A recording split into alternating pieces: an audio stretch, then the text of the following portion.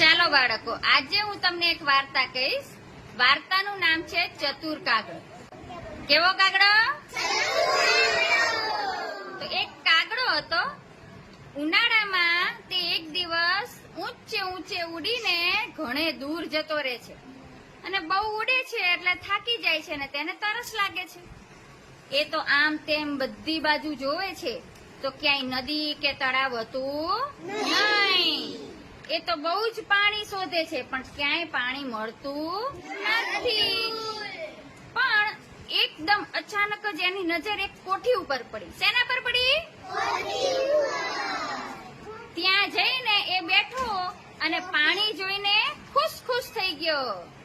જોયું તો કોઠીમાં નીચે નજર કરી તો પાણી તો હતું, પણ પાણી કેવું હતું? ઊંડું હતું. કેવું હતું? ધાર્મિક, પાણી કેવું હતું? ઊંડું હતું.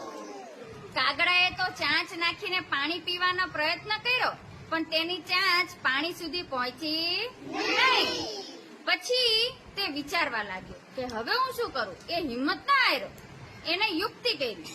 જોયું, આજુબાજુમાં નજર કરી તો એક કાંકરાનો ઢગલો પડ્યો હતો. શું પડ્યું હતું? એને તો એક કાંકરો ચાંચમાં પકડીને કોઠીમાં નાખવા લાગ્યો. ધરમ, કાંકરા નાખો. ચાલો, કોઠીમાં કાંકરો નાખો. હા, જો આવી રીતે કાગડાએ વારા ફરતી એક કાંકરો કોઠીમાં નાખવા લાગ્યો. એને ખૂબ મહેનત કરી. ધીમે વાર લાગી, મહેનત ખૂબ પડી, પણ એને છેલ્લે ફળ તો મળ્યું જ. જો ધીમે તમે જોવો છો ને, જેવી રીતે કોઠીમાં કાંકરા નાખે છે એમ પાણી શું થયું? ઉપર આવે છે. હે, આવ્યું કે ન આવ્યું? જો ધીમે પાણી શું થયું? ઉપર આવતું ગયું. તો જોયું ને તમે, આપણે પથ્થર અંદર નાખ્યા કોઠીમાં તો પાણી ઉપર આવ્યું.